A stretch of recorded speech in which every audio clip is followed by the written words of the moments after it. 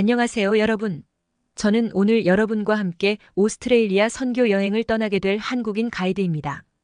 우리는 지금부터 대한민국에서 출발하여 남반구에 위치한 거대한 대륙국가 오스트레일리아로 향하게 됩니다. 이 여행은 오스트레일리아의 선교 현황을 직접 보고 체험하며 이 나라를 위해 기도하는 특별한 시간이 될 것입니다. 먼저 오스트레일리아의 위치에 대해 간단히 설명드리겠습니다. 오스트레일리아는 한국에서 남동쪽으로 약 8,000km 떨어져 있습니다. 시차는 동부 지역 기준으로 한국보다 1시간이 빠릅니다. 예를 들어 한국이 오후 3시라면 시드니는 오후 4시입니다. 위도와 경도로 보면 오스트레일리아는 남위 10도에서 43도, 동경 113도에서 153도 사이에 위치해 있어 한국 북위 33에서 38도, 동경 124에서 132도와는 상당히 다른 위치에 있습니다.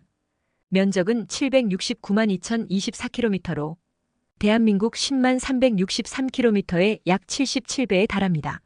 인구는 2023년 기준 약 2,617만 7,400명으로 한국 약 5,100만 명의 절반 정도입니다. 그만큼 한국보다 인구 밀도가 훨씬 낮다고 볼 수 있겠죠. 자, 이제 우리의 여정을 시작해 볼까요? 인천국제공항에서 출발하여 오스트레일리아의 최대 도시인 시드니까지는 직항 비행기로 약 10시간이 소요됩니다. 비행기에서 내려 시드니 공항에 도착하면 여러분은 곧바로 오스트레일리아의 독특한 분위기를 느끼실 수 있을 겁니다. 현대적인 도시 풍경과 광활한 자연이 조화를 이루는 모습, 따뜻한 기후, 그리고 다양한 문화적 배경을 가진 친절한 현지인들이 우리를 반겨줄 것입니다. 오스트레일리아는 세계적으로 유명한 관광지와 문화유산으로 가득합니다. 시드니의 상징인 오페라 하우스와 하버 브릿지는 도시의 아름다움을 대표합니다.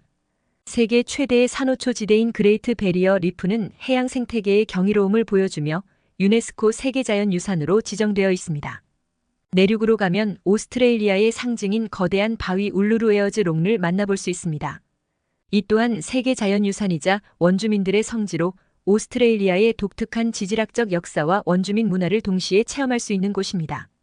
멜버른의 왕립 전시관과 칼튼 정원, 시드니의 하이드 파크 바렉스 등은 오스트레일리아의 식민지 시대 역사를 보여주는 세계 문화유산입니다. 태즈메이니아의 원시림과 청정한 자연 역시 세계 자연유산으로 지정되어 있어 오스트레일리아의 다양한 생태계를 경험할 수 있습니다. 이처럼 오스트레일리아는 현대적인 도시 문화와 원시적인 자연, 그리고 오랜 원주민의 문화가 공존하는 독특한 나라입니다.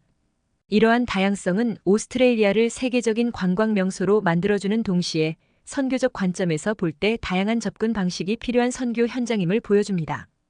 오스트레일리아의 역사는 매우 독특합니다. 원주민들이 오랫동안 살아온 이 땅에 1788년 영국이 식민지를 건설했고 1901년에 연방국가로 독립했습니다. 이는 한국의 대한제국 시기에 해당합니다. 이제 오스트레일리아의 현재 모습에 대해 이야기해 보겠습니다. 오스트레일리아는 광업, 농업, 서비스업을 중심으로 경제가 발전하고 있습니다. 2023년 기준 1인당 GDP는 75,882달러로 한국의 2023년 1인당 GDP인 약 33,000달러보다 훨씬 높은 수준입니다. 오스트레일리아의 공용어는 영어이지만 이민자들의 유입으로 다양한 언어가 사용되고 있습니다. 2021년 인구조사에 따르면 가정에서 영어 이외의 언어를 사용하는 비율이 24.8%에 달합니다. 이제 우리의 주요 관심사인 오스트레일리아의 종교 상황에 대해 자세히 알아보겠습니다. 2021년 인구조사 기준으로 오스트레일리아의 종교 분포는 다음과 같습니다. 기독교 43.9%, 무종교 38.9%, 이슬람교 3.2%, 불교 1.4%, 힌두교 1.7%, 시크교 0.8%, 기타 종교 1.7%. 한국과 비교해보면 오스트레일리아의 기독교 비율이 더 높지만 무종교인의 비율도 상당히 높습니다. 특히 젊은 세대를 중심으로 무종교인의 비율이 급격히 증가하고 있는 추세입니다. 오스트레일리아의 기독교는 다양한 교파로 구성되어 있습니다. 가톨릭 20%, 성공회구 0.8%, 연합교회 2.7%, 장로교 및 개혁교회 1.6% 등이 주요 교파입니다. 최근에는 오순절 교회와 복음주의 교회의 성장이 두드러지고 있습니다. 오스트레일리아 교회는 여러 도전에 직면해 있습니다. 세속화의 진행 젊은 세대를 중심으로 종교에 대한 관심이 급격히 감소하고 있습니다. 2021년 인구조사에 따르면 18세에서 34세 연령대의 52.1%가 무종교라고 응답했으며 이는 2011년의 36.4%에서 크게 증가한 수치입니다. 특히 25세에서 34세 연령대에서는 무종교 비율이 55.9%로 가장 높았습니다. 다문화 사회로의 변화 다양한 문화적 배경을 가진 이민자들을 포용하고 그들에게 복음을 전하는 것이 과제입니다. 2021년 인구조사 결과 오스트레일리아 인구의 27.6%가 해외 출생이며 48.2%가 부모 중 적어도 한 명이 해외 출생입니다. 이는 교회가 다양한 문화와 언어를 고려한 선교 전략을 수립해야 함을 의미합니다. 원주민 선교 오스트레일리아 원주민들에 대한 선교와 화해의 과제가 여전히 남아 있습니다. 2021년 인구조사에 따르면 원주민과 토레스 해협섬 주민은 전체 인구의 3.2%를 차지하며 이들 중 54%가 기독교인이라고 응답했습니다. 그러나 과거 교회의 원주민 정책에 대한 반성과 화해의 과정이 여전히 진행 중입니다. 교회 스캔들 일부 교회의 아동 성폭력 스캔들로 인해 교회의 신뢰도가 하락했습니다. 2017년 발표된 왕립위원회 보고서에 따르면 1950년부터 2010년 사이에 교회 및 종교기관에서 발생한 아동 성학대 사례가 4,444건에 달했으며 이 중 61.8%가 가톨릭 교회에서 발생했습니다. 이로 인해 교회에 대한 공신력이 크게 손상되었습니다. 도시 마이너스 지방 격차 도시와 지방 간의 교회 자원 불균형 문제가 있습니다. 오스트레일리아 통계청에 따르면 2021년 기준 인구의 67.4%가 수도 및 주요 도시에 거주하고 있습니다. 이는 지방 교회들이 인적, 물적 자원의 부족으로 어려움을 겪고 있음을 시사합니다. 예를 들어 빅토리아주의 경우 멜버른의 전체 인구의 77%가 집중되어 있어 지방 교회들의 자원 확보가 더욱 어려운 실정입니다. 이러한 도전들은 오스트레일리아 교회가 앞으로 극복해야 할 중요한 과제들입니다. 교회는 이러한 현실을 직시하고 변화하는 사회에 맞는 새로운 선교 전략과 접근 방식을 개발해야 할 필요성에 직면해 있습니다. 이제 우리가 오스트레일리아를 위해 어떻게 기도해야 할지 구체적으로 알아보겠습니다. 젊은 세대의 신앙 회복을 위해 기도합시다. 세속화의 물결 속에서 젊은이들이 하나님을 만나고 신앙의 가치를 발견할 수 있도록 기도해야 합니다. 다문화 선교를 위해 기도합시다.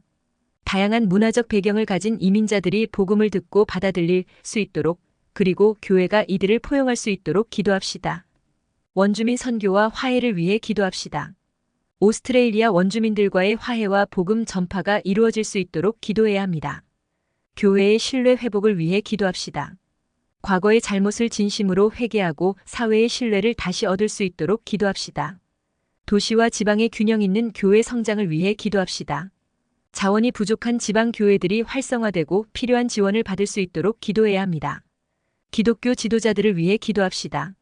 오스트레일리아의 교회 지도자들이 그리스도를 마음에 심어 교회를 이끌고 사회에 선한 영향력을 끼칠 수 있도록 기도합시다. 기독교 학교들을 위해 기도합시다.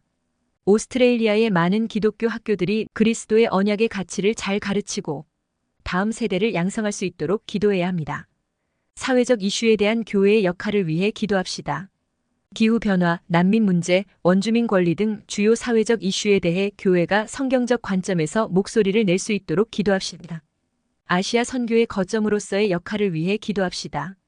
오스트레일리아가 지리적 이점을 살려 아시아 선교의 중요한 거점이 될 수 있도록 기도해야 합니다. 마지막으로 영적 부흥을 위해 기도합시다. 오스트레일리아 전역의 그리스도의 언약의 비밀을 더 깊이 알고 대규모의 영적 각성이 일어날 수 있도록 기도합시다. 우리의 여행은 이제 막바지에 접어들었습니다. 시드니의 거리를 걸으며 우리는 오스트레일리아의 현재와 미래를 위해 기도했습니다. 현대적인 도시 풍경 속에서 우리는 이 나라의 영적 부흥을 꿈꿔봅니다. 오스트레일리아는 비록 지리적으로는 한국에서 멀리 떨어져 있지만 영적으로는 우리와 가까운 나라입니다. 우리가 경험한 신앙의 부흥과 성장이 이곳에서도 일어나기를 바라며 우리의 기도와 관심이 이 땅에 큰 힘이 될 것입니다. 이제 우리는 시드니 공항으로 돌아와 한국으로 귀국할 준비를 합니다. 10시간의 비행시간 동안 우리는 이번 여행에서 보고 듣고 경험한 것들을 되새기며 오스트레일리아를 위해 계속해서 기도할 수 있을 것입니다. 여러분, 이번 오스트레일리아 선교 여행은 어떠셨나요? 우리가 직접 보고 경험한 이 나라의 현실은 우리의 기도 제목을 더욱 구체화하고 절실하게 만들어 주었습니다. 오스트레일리아의 기독교는 도전에 직면해 있지만 동시에 새로운 기회도 맞이하고 있습니다. 다문화 사회로의 변화는 새로운 선교의 장을 열어주고 있고 사회적 이슈에 대한 교회의 참여는 새로운 영향력을 만들어내고 있습니다. 우리가 본 오스트레일리아의 모습은 한국 교회의 미래를 예측하게 해주는 것 같았습니다. 세속화의 도전, 다문화 사회로의 변화, 교회의 사회적 역할에 대한 고민 등은 한국 교회도 곧 직면하게 될 과제들입니다. 오스트레일리아의 1인당 GDP가 한국보다 높다는 점은 물질적 풍요가 반드시 영적 풍요로 이어지지 않는다는 것을 보여줍니다. 오히려 물질주의와 세속주의의 도전이 더 크다는 것을 깨닫게 되었습니다. 다양한 국가에서 온 이민자들의 모습은 오스트레일리아가 진정한 의미의 다문화 사회로 변화하고 있음을 보여주었습니다. 이는 한국이 앞으로 경험하게 될 변화의 모습일 수도 있습니다. 이들을 위한 선교와 복음 전파는 새로운 도전이자 기회가 될 것입니다. 오스트레일리아 교회의 아시아 선교에 대한 관심과 노력은 우리에게 큰 인상을 주었습니다. 지리적으로 아시아와 가깝다는 이점을 살려 오스트레일리아가 아시아 선교의 중요한 거점 역할을 할 수 있다는 가능성을 보았습니다. 이는 한국 교회가 세계 선교에서 담당하고 있는 역할과 시너지를 낼 수 있는 부분입니다. 이제 우리는 인천공항에 도착했습니다. 하지만 우리의 여정은 여기서 끝나지 않습니다. 우리가 보고 듣고 경험한 오스트레일리아의 모습들은 앞으로 우리의 기도 속에서 계속 살아있을 것입니다.